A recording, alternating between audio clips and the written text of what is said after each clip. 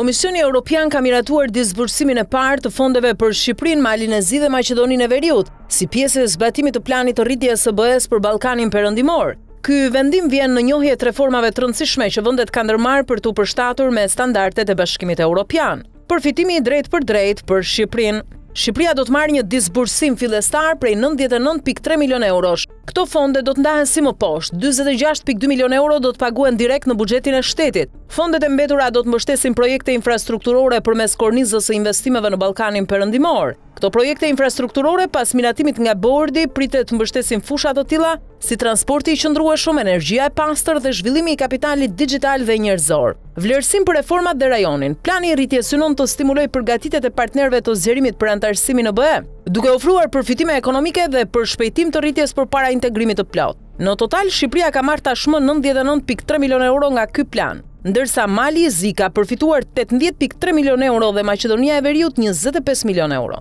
Ky disbursim konsiderohet një njohje e qartë e Komisionit Evropian për progresin e Shqipërisë në zbatimin e reformave thelbësore të kërkuara nga Bashkimi Evropian. Deri në vitin 2027, Shqipërisë pritet të shpërndahej 922 milion euro nga plani i rritjes ekonomike. Sektorët që do të mbështeten me më shumë financim. Shumica e fondeve do të shkojnë për reformat në drejtësi ndjekur më pas nga përmirësimi i klimës biznesit, fuqizimin e kapitalit njerëzor, energjia dhe tranzicioni i gjelbër si dhe zhvillimi i teknologjisë. Në total, vendet e Ballkanit Perëndimor do të përfitojnë 6 miliard euro nga kjo paketë, ndërsa Serbia dhe Bosnia-Hercegovina janë dy shtetet që do të marrin më shumë kredi dhe grante. Konkretisht, shteti serb do të përfitojë 1.58 miliard euro, Bosnia-Hercegovina 969 milion, Kosova thuajse 888 milion, ndërsa Maqedonia e Veriut dhe Mali i Zi do të marrin përafërsisht 807 milion dhe 383.5 milion euro, të paktën 50% e shumës totale. Grante dhe kredi do të shkojnë për investime përmes kornizës së investimeve të Ballkanit Perëndimor,